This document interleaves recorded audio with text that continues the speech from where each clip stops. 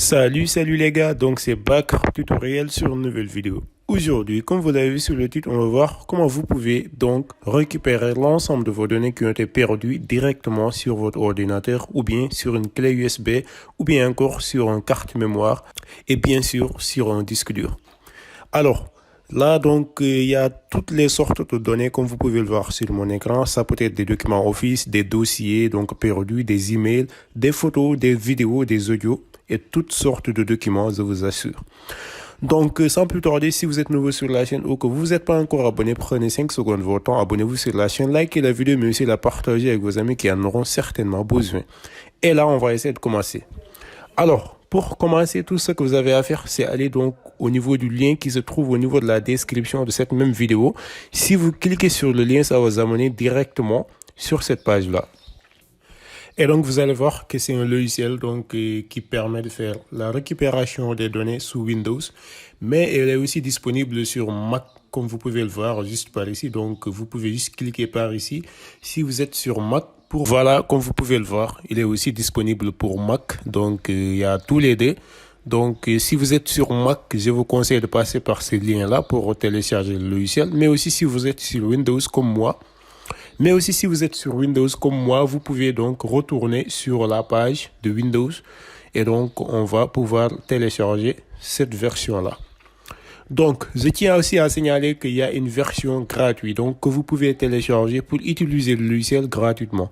Donc, avec cette version gratuite, vous pouvez donc visualiser vos fichiers qui ont été perdus. Vous pouvez tous les visualiser, mais donc pour passer à la récupération des fichiers, il faudra donc passer à l'achat donc du logiciel qui n'est pas du tout donc compliqué. C'est très simple, vous allez voir, je vais vous montrer un peu donc les achats qui sont formulés de cette manière-là.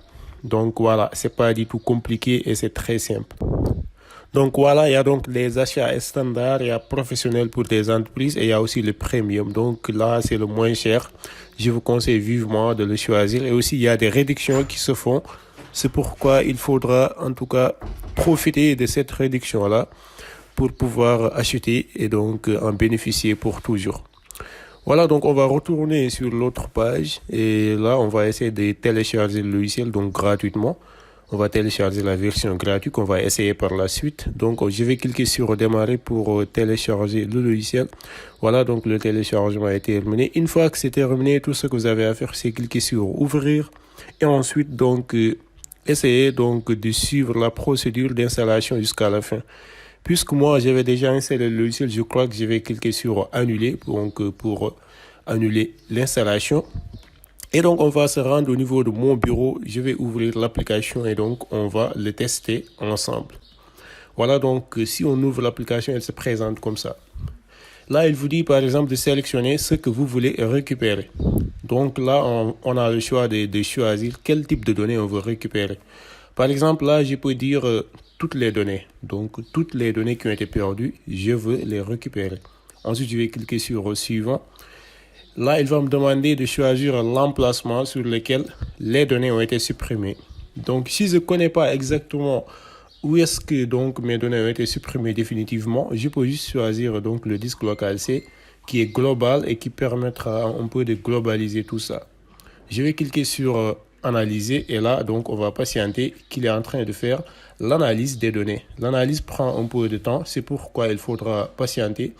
Donc, d'ici 5 à 6 minutes et vous allez voir qu'on aura accès à tous nos données qui ont été perdues.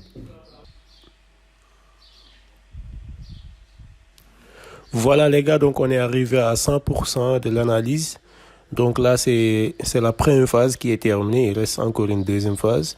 Mais on peut déjà voir qu'il y a des fichiers qui se présentent. Donc pour le moment, il n'y a pas de fichiers supprimés qui se présentent. Il y a juste donc une arborescence qui se présente comme ça. Donc, je crois qu'on va patienter aussi jusqu'à ce que la deuxième phase se termine. Voilà, donc on vient de voir que la deuxième phase maintenant c'est terminé. Là, je peux cliquer sur OK par exemple. Et là, donc vous avez vu, donc on a le choix d'activer la prévisualisation des fichiers ou bien de les désactiver. Donc, ce qui est plus cool, c'est de les activer pour pouvoir donc voir en temps réel donc les fichiers qui ont été récupérés. Là, par exemple, on peut aller sur les fichiers supprimés parce que c'est ça qui va nous intéresser en réalité. Ou bien aussi, on peut aller directement donc sur dossier perdu. Là, on peut par exemple voir les dossiers qui ont été supprimés. Là aussi, on peut aller sur Windows, par exemple, ou bien sur User, choisir donc les fichiers qui ont été supprimés, comme vous pouvez le voir. Maintenant, pour avoir un aperçu beaucoup plus cool de tout ça, il faut aller donc sur type de fichier, parce que c'est là-bas qu'on verra exactement les types de fichiers qu'on veut récupérer. Imaginez par exemple qu'on avait perdu des photos, donc on peut juste aller ici et ensuite aller choisir les types de photos en tout cas qu'on avait perdu. Par exemple, ça peut être JPEG. Je vais aller choisir JPEG juste par ici. Voilà, donc je clique sur JPEG et là donc il y a l'ensemble des photos qui ont été perdues qui sont juste là. Donc je vais essayer de défiler un peu en bas pour pouvoir visualiser les fichiers qui ont été perdus. Par exemple là, excusez-moi, on a juste qu'à cliquer sur un des fichiers et on va essayer de les visualiser. Voilà, donc par exemple, on peut cliquer sur les fichiers pour pouvoir les visualiser directement avant donc de passer à ce qu'on appelle la récupération. Voilà, donc je peux aussi sélectionner tout, comme je peux désélectionner le tout. Là, donc je désélectionne tout. Une fois que je désélectionne tout, je peux directement, en tout cas, sélectionner exactement ce que je veux récupérer. On n'est pas obligé de sélectionner tout, parce que si on sélectionne tout, la récupération pourrait être un peu difficile ou bien va prendre un peu de temps. C'est pourquoi on va sélectionner juste les images ou bien les fichiers qui nous intéressent. Voilà, donc là, on va passer à la sélection, comme je le disais tout à l'heure. On peut par exemple sélectionner ce fichier-là. On va le visualiser d'abord et le sélectionner. On sélectionne, on va un peu en bas ou bien en haut, on sélectionne ces fichiers-là.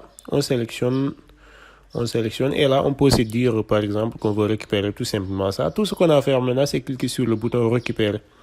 Et là, donc, vous avez vu, comme je l'avais dit tout à l'heure, pour pouvoir récupérer les fichiers, maintenant, il faudra passer à l'activation de notre produit. Donc, c'est ce qu'on va faire juste par ici. Puisque moi, j'ai déjà accepté le logiciel, je vais donc activer mon produit ou bien mon logiciel et ensuite, on va continuer la vidéo. Voilà, donc j'ai activé mon logiciel, comme vous pouvez le voir. Il m'a dit que l'activation s'est passée avec succès. Je clique sur OK. Et maintenant, donc, il me demande de sélectionner la destination vers laquelle je veux mettre mes fichiers. Je peux par exemple cliquer sur parcourir et donc essayer de mettre mes fichiers par récupérer. Je vais les mettre par exemple sur mon disque local D. Ensuite, je vais cliquer sur choisir et là, je clique sur commencer donc l'enregistrement. Voilà, il a terminé l'enregistrement. Donc, qu'est-ce qu'il me dit? Il me demande donc de renommer ce fichier-là ou bien de l'écraser. Donc, je vais cliquer sur tout renommer. Et là, donc, comme vous pouvez le voir, l'enregistrement est terminé. Maintenant, pour voir tout ça, je vais cliquer sur, donc, je vais aller sur mon disque local D, juste par ici. Une fois sur mon disque local D, je vois qu'il a créé un dossier racine juste par ici. Et dans le dossier racine, il y a des photos qui sont là-bas. Et dans le dossier photo, il y a JPEG. Et enfin, dans le dossier JPEG, il y a donc mes images qui sont juste là, qui sont récupérées, comme vous pouvez le voir.